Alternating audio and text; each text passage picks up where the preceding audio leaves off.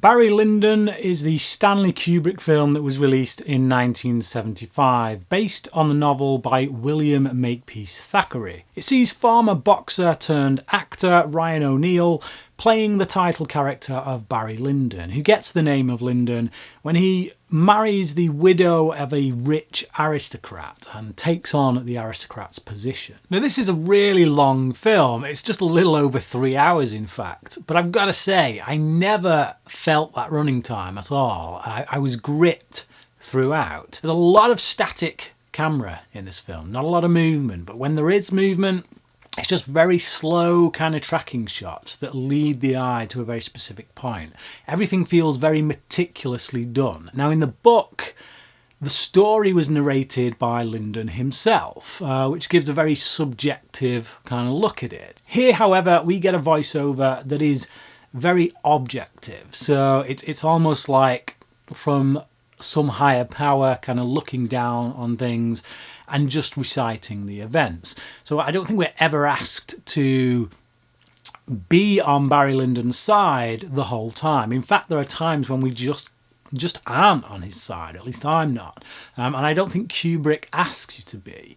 He just shows this man in all his glory, but also all his failings. And you're free to judge him as you please. But as I say, that voiceover as a device, it often sets up particular expectations about characters, certain characters that Barry meets, only for those expectations to kind of be subverted when we learn new information about them. So often I find myself hearing this voiceover and I'm kind of thinking, you're telling us something here that actually you should be showing us. You know, this first rule of cinema, show, don't tell.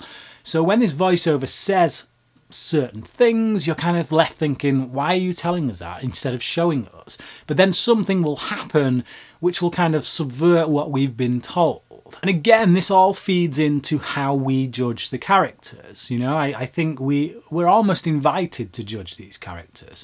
But on occasion, our judgments may be ill-conceived, and I think that is highlighted, as I say, through that voiceover. For example, there's a character called John Quinn, Captain John Quinn, and his character kind of kicks the whole ball rolling of Barry's journey, so to speak, when he sets about trying to marry Barry's cousin, who Barry himself is in love with, and that kind of really sparks Barry's jealousy and causes him to call this guy out for a duel. Now, we're told in no uncertain terms that this guy is essentially a master of war. You know, he's a captain in the army. He's of very high class. So we would expect that when it comes to a duel, this guy would be a little bit more confident. But when we get to the duel, we actually see that this guy is a little bit of a coward. You know, he's quite scared. And what that voiceover does in other scenes is help to build tension. Because, again, at one point we are told about the death of a certain character before that death happens. So you're kind of left thinking, why did you just do that? Why have you told us that character is going to die? We know it's going to happen now. But actually, after being told that, there is a certain tension there that exists in the lead up to that character's death, because you want to know how it's going to happen. You want to know what involvement other characters may have in that and how it might affect their lives. And so, yeah, that builds tension. Whereas if we'd have just gone along and then it just suddenly happened, it'd have come out of the blue and we wouldn't have had that tension. We wouldn't have had that build up towards it. Now, the film is in 2 parts. It's so long it got an intermission. And so the first part of the story is mostly about Barry's journeys. It's kind of like an odyssey, so to speak. He goes from one situation to the next, weaving in and out of history and just, trying to survive, really. But he has grand ideas. He always sees himself as something better. You know, he looks to the future and at some point he can see himself being, well, what he eventually becomes, which is an aristocrat. And the second half of the film deals with just that. When he marries Lady Lyndon and becomes an aristocrat, and then everything kind of goes downhill. One thing that I have been noticing with the films of Stanley Kubrick that I've reviewed so far, with the exception of Paths of Glory, although that does have an element of it as well, is that the central characters that he looks at, that he deals with, tend to be pretty self-destructive. You think about all the men in the war room during Doctor Strangelove and how they're essentially drawing us all towards annihilation. You think about Humbert in Lolita and just how, yeah, his desire led to his own downfall. And here it's this search for riches, I guess, for nobility, for a title that Barry has, that really sets him on a downward spiral himself. You know, once he gets it, so to speak, it's all over. Now, for me, if I had a criticism of the film, it would be that the change that Barry goes through once he becomes this aristocrat, when he suddenly appears not to love or even remotely care for his wife, it comes like that. It comes out the blue. Like we've literally seen these two courting each other. We've been told in voiceover that they love each other. Then as soon as they get married, you know, we see this wedding scene, and then the next scene is literally them in this cart that's being pulled by a horse, and Barry just blows smoke in his wife's face. And we don't get to see the lead up to that. We don't get to see what it is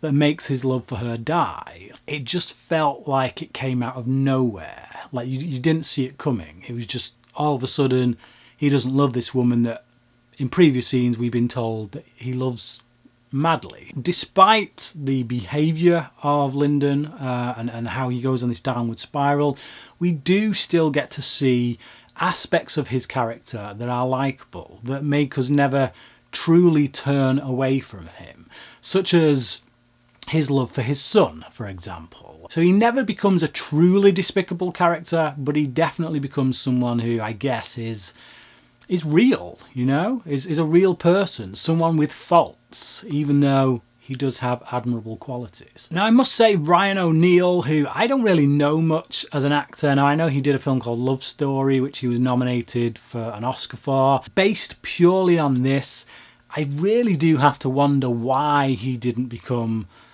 a bigger name, you know, or why he didn't have a more sustainable career, because his performance here is absolutely brilliant, particularly one scene in which he has to deal with the impending death of a particular character. Kubrick is known to be something of an innovator when it comes to cinema. You think about the use of the Steadicam in The Shining. Well, here he does some pretty innovative things with lighting. He's able to light some of the scenes in this film without any electrical lighting whatsoever, just through the use of candlelight. As a result, the film does really genuinely feel like a period piece, a true period piece. It feels like it was shot during the period in which it was set, in which, of course, there wouldn't have been any electrical lighting. And during the times when Kubrick does use electrical lighting in this, he uses it to light in a natural way. So rather than having lighting inside the locations, inside the sets, he would light from outside of them, shining enough light in through windows to make it appear as though it was natural light, as though it was sunlight. Of course, most modern films do this today, even TV shows do this today. But going back to when Barry Lyndon was made, as I say, this was quite innovative use of lighting. So Barry Lyndon is a really fantastic film, I've got to say. Out of the 4 that I've watched so far from Kubrick, I think this is my second favourite behind Paths of Glory. From a technical standpoint, I'd probably say it's his best. Really beautiful film, great period detail, wonderfully directed. Like I say, that 3-hour running time may hurt some people if you're not willing to stick through it, but for me personally, I think it's a really rewarding experience. Seeing this character in all his faults, and yet, you know, still kind of loving him in many ways. Yeah, I give it a 4 out of 5. But what about you? Have you seen Barry Lyndon? And if so, what did you think about it? Comment below, let me know, and until next time, crack it.